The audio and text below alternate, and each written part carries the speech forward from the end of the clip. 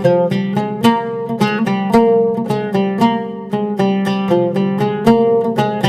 గురుభ్యో నమః. మానవాళిలో ఒక లక్షణం ఉంది. అన్నీ నావేనని, ప్రతి నిమిషం సంతోషంగా గడపాలని, లేనిపోని ఆశలతో విర్రవీగడం.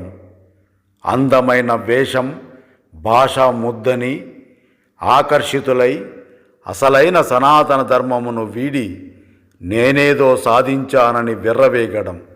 తల్లిని పూజించలేని తనయుడెందుకు, తండ్రిని సేవించలేని పుత్రుడెందుకు, గురువును గౌరవించలేని గలమెందుకు, భగవంతుణ్ణి ఆరాధించని చేతులెందుకు, నిన్ను నువ్వు తెలుసుకోలేని జీవితం ఎందుకు? ఇది జీవిత సత్యం. ప్రతి జీవికి కొన్ని హద్దులు, సరిహద్దులుంటాయి. వాటిని అతిక్రమించిన నాడు అంతులేని బాధలను అగాధంలోనికి నెట్టివేయబడే జీవితం మనం చవిచూస్తాము. ఏది శాశ్వతం కాదు. అంధకారంలో జీవిస్తున్న జీవులకు బాహ్య ప్రపంచంలో ప్రతిదీ అందంగానే కనిపిస్తుంది. ఆ అంధకారాన్ని వీడిన నాడు తిరిగి రమ్మన్నా రాదు మన జీవితం. మనల్ని వెనక్కి లాగేస్తుంది.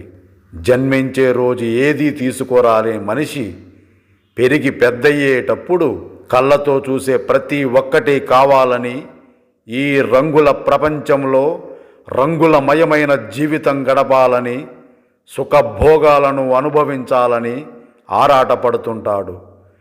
ఆశపడడం తప్పు లేదు, కానీ వాటి కోసం వెంపర్లాడేటప్పుడు అనర్థాలు కొని తెచ్చుకుంటాడు. ఇది సత్యం. ప్రతి ఒక్క విషయంలో హద్దులు ఉన్నప్పుడు మాత్రమే మనం ప్రతి ఒక్క విషయమును గమనిస్తున్నామని అర్థం. అందులో విజయం సాధిస్తామని అర్థం. మెలకువతో ముందుకు సాగుతామని దాని పరమార్థం. ఇప్పుడు ఉన్న ఈ యాంత్రిక జీవితంలో దేనికి బానిస కాకూడదు. అనగా కుటుంబానికి, బాహ్యంగా మనం గడిపే జీవితానికి, ఆలోచనలకి, మరీ ముఖ్యంగా సుఖానికి బానిస కాని రోజు మన భవిష్యత్తు బంగారుమయమవుతుంది.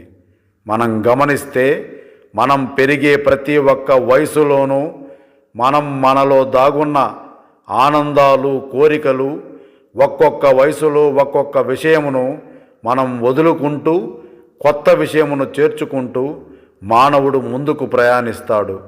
ఇందులో ఏది శాశ్వతం? మనం తప్ప. మన గమ్యం మనం చేరుకోవాలంటే మాతా, పిత, గురు, దైవం, ఈ 4 పదాలు మన జీవితమును మార్చేస్తాయి. వీరిని నమ్మిన వారు ఎవ్వరూ చెడిపోలేదు. ఇది జీవిత సత్యం. నమ్మకపోతే మనం మైకంలో ఉన్నట్టే. మన సనాతన సాంప్రదాయంలో బోధించిన సత్యమిది, జీవిత సత్యమిది. శ్రీ గురుభ్యో నమః.